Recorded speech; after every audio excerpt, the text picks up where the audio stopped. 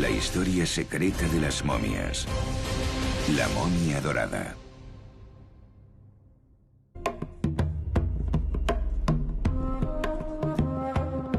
Muchos se preguntarán cómo un cuerpo puede sobrevivir al tiempo durante miles de años. La verdad es que esa pregunta nos obsesionó a los egipcios casi desde nuestro origen. No importaba que fueras faraón, noble o campesino. Todos deseábamos ser momificados. Un ritual que duraba 70 días y al que solo los más privilegiados teníamos acceso. Los egipcios creían en el más allá, tenían que seguir viviendo en el más allá, pero necesitaban el cuerpo. Y necesitaban que su alma, que era normalmente ser presentada como un pájaro con cabeza humana, encontrara su soporte cuando salía y entraba de la tumba. El soporte era el cuerpo. Tras limpiar el cuerpo a conciencia, el sacerdote practicaba una incisión en el costado izquierdo a través de la que extraía los órganos. Una por una se iban sacando las vísceras del cuerpo y tras ser embalsamadas se depositaban en los vasos canopos.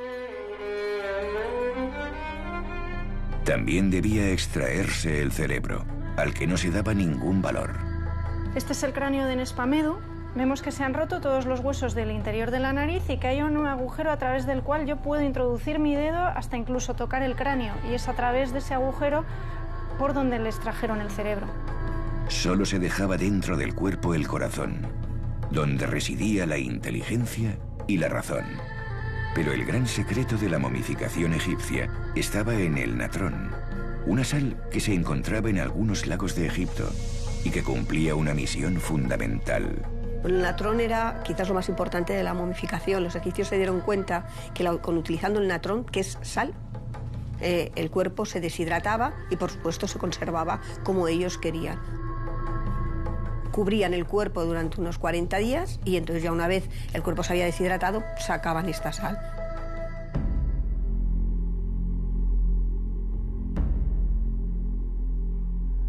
Al retirar el natrón, llegaba la hora de vendar al difunto. Los sacerdotes cubrían el cuerpo con cuidado, colocando a veces entre las vendas objetos ornamentales y amuletos. Después, lo untaban con resinas y aceites aromáticos que ayudaban también a conservarlo. La momificación se realizaba siempre de la mano de Anubis, el dios que acompañaría al difunto en su viaje al inframundo. Anubis era el dios de la momificación, el dios de los muertos que llevaba al difunto de la mano al más allá. Y por esta razón el sacerdote más importante de la momificación, en determinados momentos se ponía la máscara del dios Anubis, que recitaba una serie de ritos funerarios y religiosos como si él fuera el dios Anubis. 70 días después, la momificación llegaba a su fin. Tras cubrir el rostro con una máscara y recitar los últimos ensalmos mágicos, la momia se introducía en el ataúd. El cuerpo del difunto ya estaba preparado para sobrevivir a la eternidad, aunque para alcanzarla, antes debía hacer frente al juicio de Osiris. En efecto, en el antiguo Egipto, no todas las momias eran iguales. El poder que alguien había tenido en vida se reflejaba también al morir en la calidad del vendaje, en los adornos y, por supuesto, en el entierro. Cuando una persona importante moría, un cortejo de autoridades, sirvientes y plañideras acompañaban al difunto y a sus familiares hasta la tumba. Antes de depositar allí el cuerpo, el sacerdote realizaba el ritual de apertura de la boca. Con esta ceremonia se abrían simbólicamente los sentidos. La persona resucitaba y ya estaba lista para vivir en el otro mundo. La apertura de la boca y de los ojos es, y además se llama así, el aliento a la vida, el aliento de la vida. Darle vida a ese difunto para que en el más allá hiciera lo mismo que haces en vida. Puedas ver, puedas respirar, puedas comer, puedas hablar, relacionarte con los dioses. Después, la momia era llevada al interior de la tumba, donde se depositaba junto al ajuar funerario y a los vasos canopos. La tumba era sellada a conciencia para garantizar el descanso del difunto y evitar los saqueos. Ya no quedaba más por hacer. El camino hacia el inframundo Era algo que cada uno debía hacer en soledad. Cuando la persona ya estaba momificada y en su tumba, llegaba el momento más importante de toda su existencia, el juicio de Osiris. En un plato de una balanza, Anubis colocaba el corazón, donde residía el bien y el mal. En el otro, la diosa de la justicia, Maat, ponía su pluma. Tras analizar los actos que el difunto había hecho durante su vida, se emitía un veredicto. Si el corazón y la pluma tenían el mismo peso, el difunto sería aceptado en el reino de los dioses. Si no, sería devorado por la diosa Amit y desaparecería para siempre. Sí, yo llegué a tener poder en vida, mucho más del que nunca imaginé. Pero el mayor de los privilegios era haber nacido en el Egipto de los faraones, la tierra más deslumbrante que la humanidad había conocido jamás. Y todo se lo debíamos al Nilo. En medio de los desiertos, el Nilo crecía cada año, dejando campos cultivables cuando las aguas se retiraban. Este espectáculo de la tierra emergiendo del Nilo reproducía cómo fue el origen del mundo. Al principio, todo estaba cubierto por un inmenso océano. Cuando el agua empezó a bajar, apareció el primer trozo de tierra, la colina primordial, el origen de la vida. Por eso, nuestras primeras tumbas se cubrían con una colina de arena, símbolo de la creación que ayudaba a los muertos a revivir. Esto fue así hasta que llegó Imhotep, el mayor genio de la antigüedad. Imhotep fue el primer arquitecto conocido de la historia, además de sumo sacerdote, astrónomo, juez y un médico convertido a su muerte en dios de la medicina. Imhotep quiso acercar al faraón más al cielo e ideó el sueño de una gran pirámide escalonada.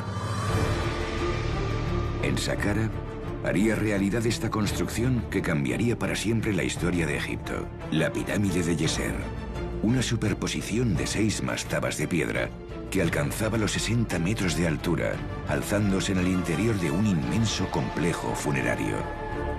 Esta pirámide fue la primera construcción en piedra caliza a gran escala, una auténtica revolución para Egipto y para toda la humanidad. Imhotep ejerció de guía y de inspiración para mí. Muchos siglos después, yo intenté seguir sus pasos. Tras años de esfuerzo, aprendí a leer y a escribir, y pude conocer la historia de Egipto y de nuestros dioses. Cuando ya era un escriba, tuve acceso al saber médico y a los rituales de sanación.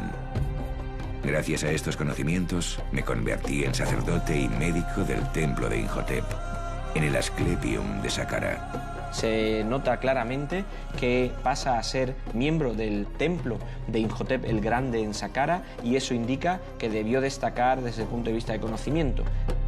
Mi fama como médico traspasó los muros del Asclepium y llegó mucho más lejos de lo que nunca pude imaginar. Un día recibí la llamada de la persona más poderosa de nuestro tiempo, nuestro soberano, el faraón. El monarca no solo representaba la máxima autoridad en Egipto, sino que era una divinidad en la tierra. Alrededor de su figura corrían todo tipo de leyendas, pero en realidad, solo unos pocos privilegiados tenían acceso a su persona.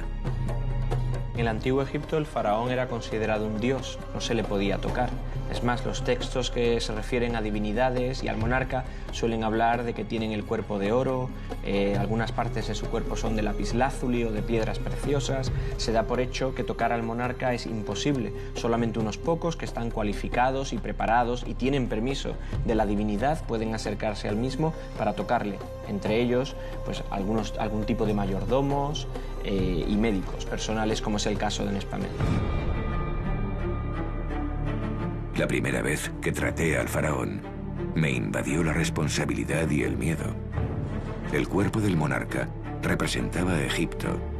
Si su salud fallaba, la estabilidad del país peligraba. Un problema que afectase al monarca podía suponer el caos en el país completo. Y en concreto, además, las distintas partes del cuerpo de un faraón podían estar vinculadas con las distintas partes de un país. Por lo tanto, algo que afectase un hombro del monarca, una pierna del monarca, la vista del monarca, podía tener consecuencias de carácter cósmico o geográficas muy importantes en la mentalidad del antiguo egipcio.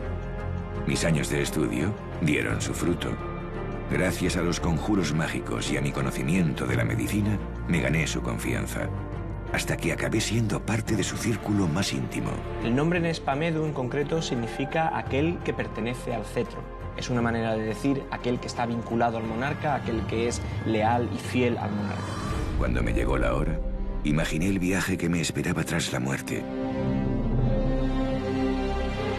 Sería momificado durante 70 días. Un sacerdote me ayudaría a recuperar los sentidos. Superaría el juicio de Osiris y llegaría al valle de Yaru, donde disfrutaría de la existencia eterna. Al cerrar los ojos, supe que me aguardaba la eternidad.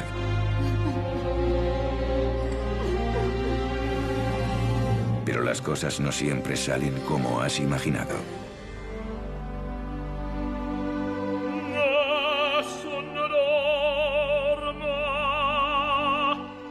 Después de los meses de investigación que les hemos venido narrando a lo largo de toda la sesión y con el gran volumen de información que nos han proporcionado las pruebas TAC, me complace presentarles el aspecto que, según nuestros escultores forenses, debía tener el protagonista de la sesión.